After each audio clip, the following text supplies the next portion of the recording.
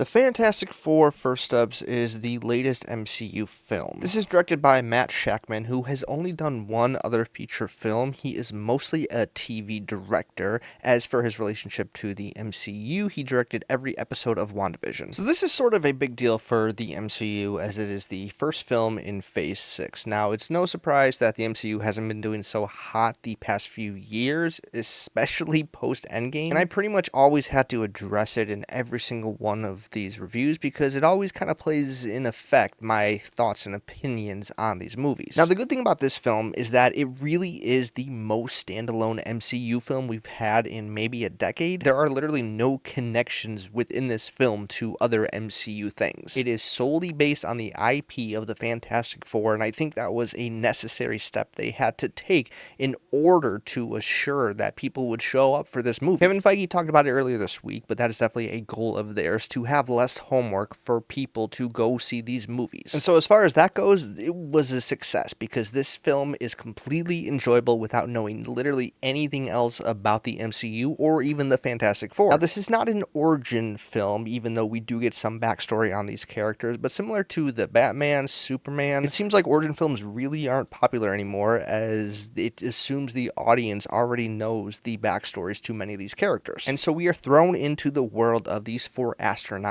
as they have developed these powers 4 years after their incident. They are established heroes, public icons, even world leaders, but their whole world comes crashing down once they come in contact with the Silver Surfer and eventually meet Galactus, which is a premise I'm somewhat familiar with, having just watched Fantastic Four: Rise of the Silver Surfer this week. But of course, this film is quite different, and by default, probably the best Fantastic Four film ever made, which is not a high standard because the other ones are quite terrible. But overall, I felt this film was pretty good. I don't think it's the best thing the MCU has put out. I don't even know if it's in the upper half. I think ultimately it really toes the line of just being good enough to be entertaining, but in my opinion, it was definitely lacking that wow factor. I think the best parts of this film are the overall aesthetic.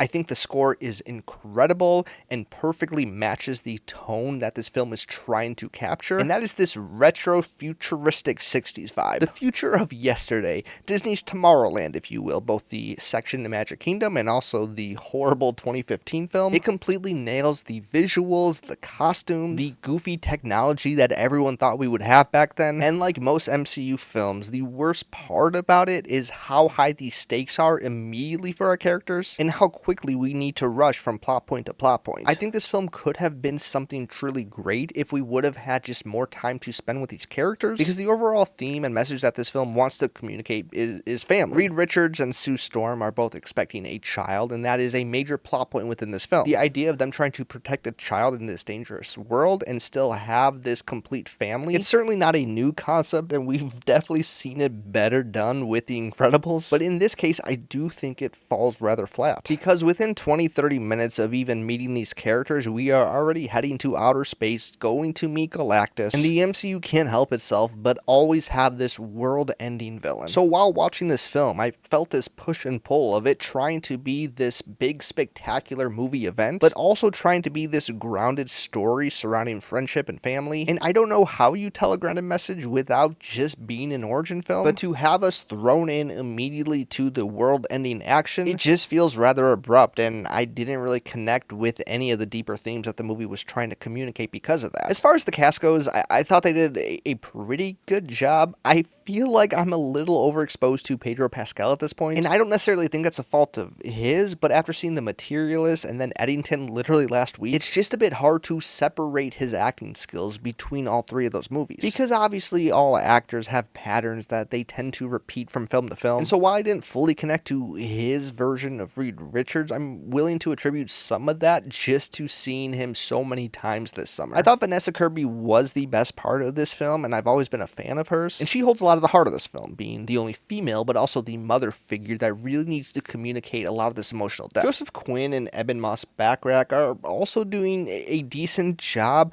I just think there's something missing with the four of them, where I didn't feel like anyone really stood out to the point of them being an absolute star. That could be an issue of me just recognizing them all from so many other things, that it's hard for me to fully accept that they are these characters. But sort of like the rest of this film, I felt like they all just did a good enough job, and comparing that to how the MCU has been the past few years, I think that's okay. So overall, I had a pretty good time. I think if you are into the MCU, and specifically the Fantastic Four, you're not going to dislike this movie. There's really nothing too offensive about it, but on the negative side, I think because of that, it does play it rather safe, and there really isn't anything groundbreaking here. It's kind of your middle-of-the-road MCU film, and I do think it's going to be forgotten the second the next one comes out. I could be wrong, though, especially considering how the MCU is really dialing it back on how much they are releasing. As of now, the only things on the slate are the next Spider-Man film and then the 2 Avenger movies, so I'm willing to give them the benefit of the doubt and do give them credit for trying to pace themselves a little bit better. But those are some of my thoughts on the Fantastic Four First Steps. I would love to hear yours if you have seen the film, so please comment below, and I will see you next time.